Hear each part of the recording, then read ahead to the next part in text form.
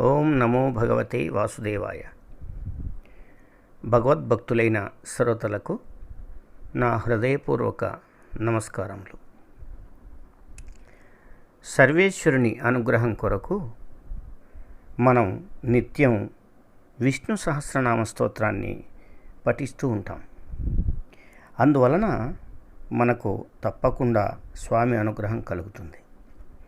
అయితే విష్ణు సహస్రనామ స్తోత్రంలోని విష్ణునామములకు అర్థం తెలిసి పఠిస్తే దాని ఫలితం ఎన్నో రెట్లు అధికంగా ఉంటుందని పెద్దలు చెప్తారు. ఈరోజు ఈ వీడియోలో విష్ణు సహస్రనామ స్తోత్రంలోని 51వ శ్లోకం నుండి 55వ శ్లోకం వరకు గల 5 శ్లోకాలకు అర్థం తెలుసుకుందాం. 51వ శ్లోకం.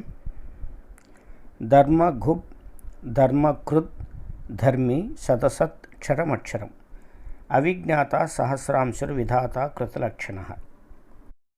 ధర్మఘుబ్ ధర్మ సంరక్షకుడును, ధర్మకృత్ ధర్మము ప్రకారమే నడుచుకునివాడు, ధర్మి సర్వధర్మములకు ఆధారభూతుడైనవాడు, సత్ త్రికాలములందు మార్పు లేక నిత్యుడై యున్నవాడు,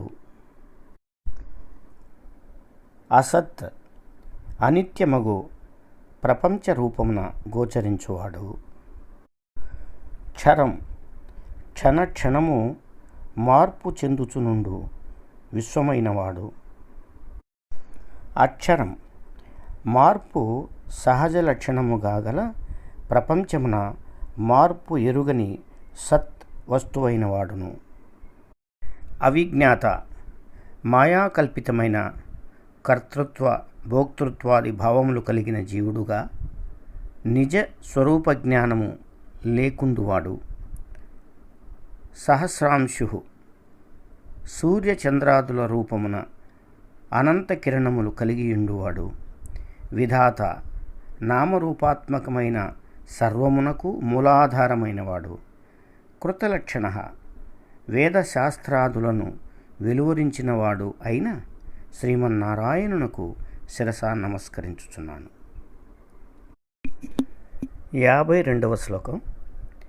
గభస్తి నేమిహి అన్ని దిక్కుల వెలుగులు విరజిమ్మువాడును, సత్వస్థః స్వాత్మానుభూతి ప్రశాంతి తృప్తి ఆనందము పరమాత్మ నిష్ట ప్రసాద గుణము అనునవి ప్రధానముగా కలవాడు, సింహ అకారణముగా ఏ ప్రాణిని హింసింపనివాడు, భూతమహేశ్వర సర్వ ప్రాణులను శాసించగలిగినవాడు, ఆదిదేవ ప్రపంచమునకు తొలి వెలుగు అయినవాడును, మహదేవ సర్వదా ఆత్మానందమున మునిగియుండు దైవతముగా ఆరాధింపబడువాడు, దేవేశ దివ్య జీవులను పాలించుకొనుచుండువాడు, దేవభృద్గురు మహేంద్రునకు జ్ఞానోపదేశము చేసినవాడును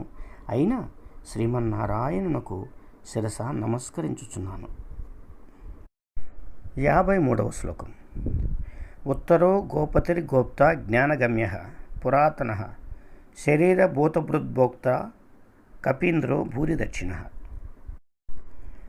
ఉత్తర ప్రాణులను సంసార సాగరము నుండి వెలికి తీయువాడు, గోపతి వాగ్రూపమైన యజ్ఞము ద్వారా అర్చింపబడువాడు, గోప్త సర్వజీవులను సంరక్షించువాడు, జ్ఞానగమ్య ఆత్మజ్ఞానము ద్వారా మాత్రమే గ్రహింపనైనవాడును, పురాతన సృష్టికి పూర్వమే ఉన్నవాడును, శరీరభూతభృద్ ఉపాధులకు మూలమైన పంచమహాభూతములకు ప్రాణమైనవాడు, భోక్త జీవరూపమున సర్వకర్మల ఫలమును అనుభవించుచున్నట్లుండువాడు, కపీంద్ర శ్రీరామచంద్రుడుగా వానరులకు ప్రభువైనవాడు, భూరిదక్షిణ మనోబుద్ధి అహంకారములను త్యజించిన వారికి అమృతత్వమును ప్రసాదించువాడు అయిన శ్రీమన్నారాయణునకు శిరస నమస్కరించుచున్నాను.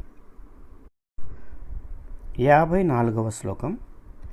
సోమపో అమృతపః సోమః పురుజిత్ పురుషత్తమః వినయో జయః సత్యసంధో దశార్హః సాత్వతాం పతిః. ఇందులో సోమపః యజ్ఞములందు ఆవాహన చేయబడిన దేవతల రూపమున సోమరసమును స్వీకరించువాడు. అమృతపః ఆత్మజ్ఞానానంద రూపముగు అమృతము అనుభవించువాడు. సోమః మహేశ్వరుడుగా ఉమాసహితుడై యుండువాడును. పురుజిత్ అనేక మంది ప్రత్యర్థుల నిదిర్చి విజయము సాధించినవాడును. పురుషత్తమః ఉత్కృష్ట లక్షణములు కలవారిలో ఉత్కృష్టుడును. వినయః సాధకులను సత్యధర్మ మార్గములందు క్రమక్రమముగా పైకి తీసుకుని పోవువాడును.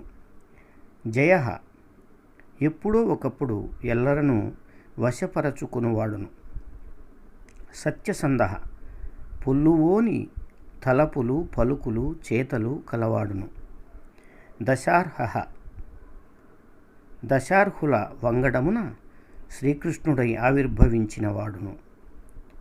సాత్వతాం పతిః శ్రీ మహావిష్ణువును పరమభక్తితో ఏకాగ్ర చిత్తముతో ధ్యానించుకును సాత్వికులకు ప్రభువైన వాడును అయిన శ్రీమన్నారాయణునకు శిరస నమస్కరించుచున్నాను. 55వ శ్లోకం.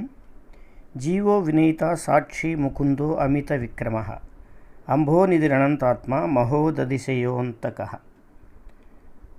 జీవః ఒక దేహము నుండి మరొక దేహమున ప్రవేశించుచుండువాడు.